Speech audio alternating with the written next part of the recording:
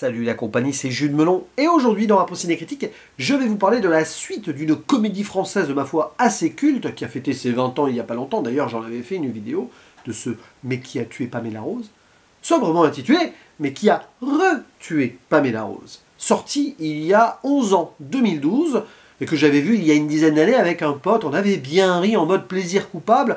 Je me suis dit, tiens, est-ce que ça fait le même effet tranquillement en solo comme cela ? Entre-temps, j'ai appris l'existence d'une série sur Canal+, Pamela Rose la série. Normalement, il y a eu quelques épisodes déjà de diffusés au moment où cette vidéo est en ligne. Et j'ai vu la bande-annonce, ça n'envoie pas du rêve. On verra bien ce que ça donne. Et donc, qui réalise ce deuxième volet? Eh bien, ce n'est plus Éric Lartigot, mais carrément Cad et Olivier eux-mêmes. Cad Merad, Olivier Barou, qui jouent leurs personnages principaux, à savoir Richard Bolite et Douglas Ripper. Cad et Olivier, Esprit Canal, Comédie, la chaîne, tout ça.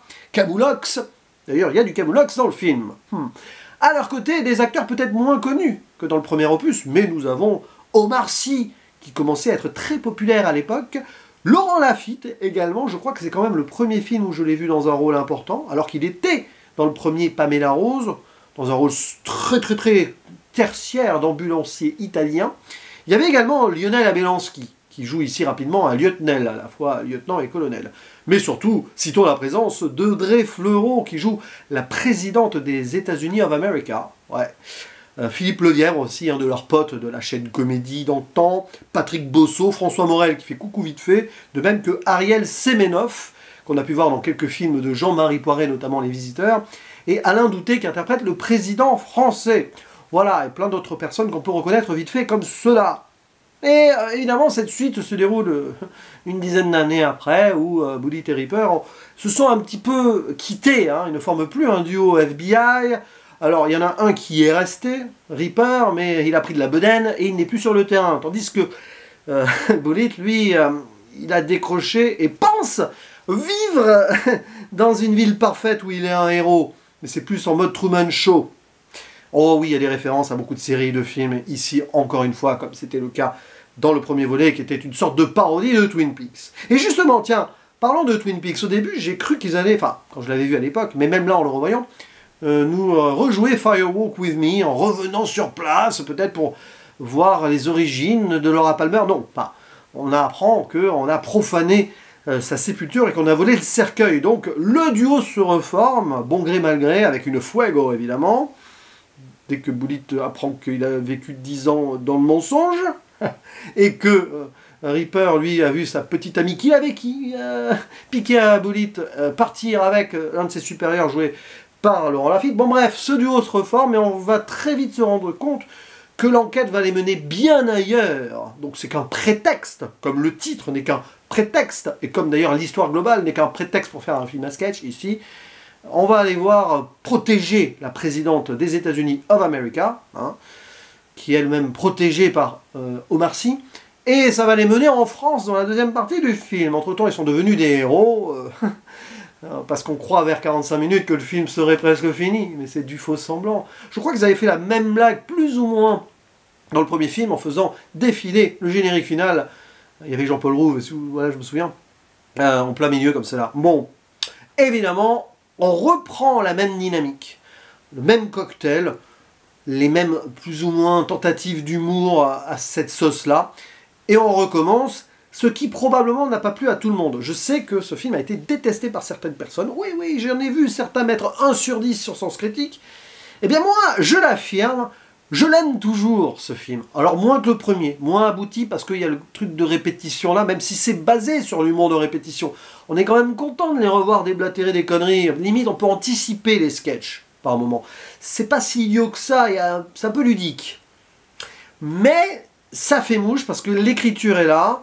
C'est un peu un film à l'ancienne qui est, est presque dépassé en 2012. D'ailleurs, depuis, est-ce qu'on a eu vraiment des comédies de ce genre-là? J'en ai vu une au cinéma, la 38,5 des Orfèvres, un truc comme ça, qui a tenté l'idée, mais c'est très mauvais. Enfin, c'est très moyen en tout cas. J'en ai même pas parlé sur la chaîne d'ailleurs, je l'avais vu parce que je voyais un film après et que je pouvais venir plus tôt, en vacances. Mais voilà. Et c'est vrai que tu as l'impression d'être dans un autre monde là, et il y a une forme de surenchère.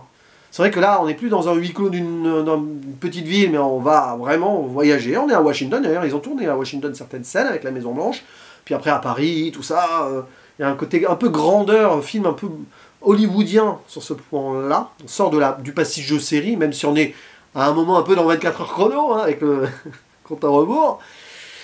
Mais il y a des trucs qui font mouche, tout simplement. Parce que c'est leur humour qui fonctionne un peu à la Camoulox, un peu donc Canal+, comédie, tout ça.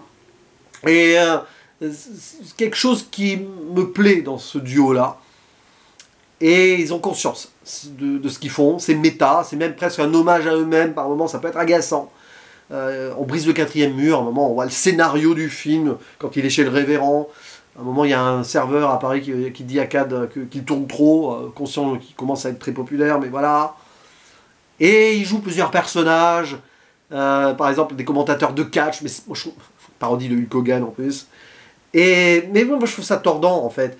Et il faut vraiment voir ça au 4e degré, en mode, tu perds le fil à un moment, l'histoire, c'est n'importe quoi, enfin, ça part d'un point A, tu arrives à un point Z, tu reviens au point B pour arriver au point X, c'est forcé sur certains points, mais peu importe. Ils ont voulu se faire plaisir, c'est un délire, ils sont allés au bout de celui-ci, moi je trouve que c'est bien. Voilà.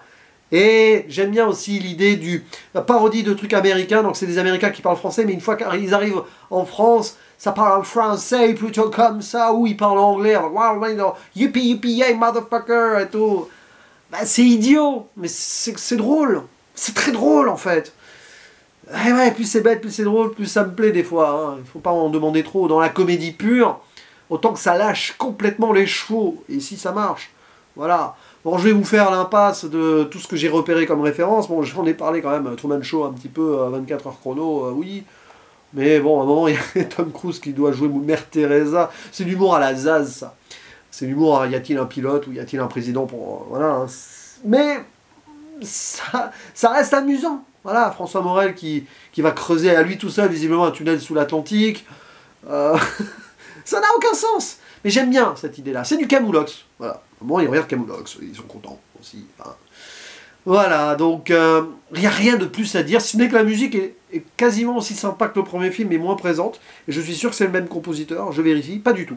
C'est pas le même compositeur, mais il a repris les thèmes un petit peu. Il y a Guy Lecluise aussi qui est là, qui joue le méchant, mais... Prison Break à un moment aussi. Il y a trop de trucs. Trop de trucs, et je pense que ça a dû en saouler plus d'un, en mode indigestion, mais je trouve que c'est cool. Puis voilà, Laurent Lafitte avec ses cheveux tout le temps, là. Il est bon, Laurent Lafitte, dans ce rôle-là. Il est bon, vraiment. Omar Sy aussi, c'est peut-être un de ses meilleurs rôles. J'exagère à peine, alors, j'exagère un peu. Mais je sais pas, avec ce love interest manqué avec la présidente. La fin est presque touchante aussi, il y a des moments qui sont un peu émouvants, mais bon, vite fait. Mais quand même. Donc, oui, mais qui a tué Pamela Rose, c'est sûr que c'est un peu daté, 2012, voilà. Mais ça fait du bien aussi de tenter des choses comme cela. Le premier est peut-être plus abouti, plus ancré sur quelque chose, avec des acteurs secondaires plus marquants peut-être aussi quand même. Hein, Alain Chabat, très secondaire, mais Gérard Darmon, tout ça. Voilà, moi je trouve que ça fait le café cette suite. N'hésitez pas à dire en commentaire si vous l'avez apprécié, et si vous l'avez détesté aussi. Et si vous allez tenter ou non la série, parce que si je la vois, je pense pas en parler, hein. Non. Je crois qu'il y a eu un podcast audio aussi, enfin bon, peut-être que là, déjà, pour certains, ils auraient dû s'arrêter sur le deuxième volet, mais peut-être que sur ce qu'ils ont fait depuis et ce qu'ils vont faire là, ça va moins bien passer. À voir, à suivre, on verra bien. Je vous attends au tournant en tout cas, et je vous dis à la prochaine, ciao.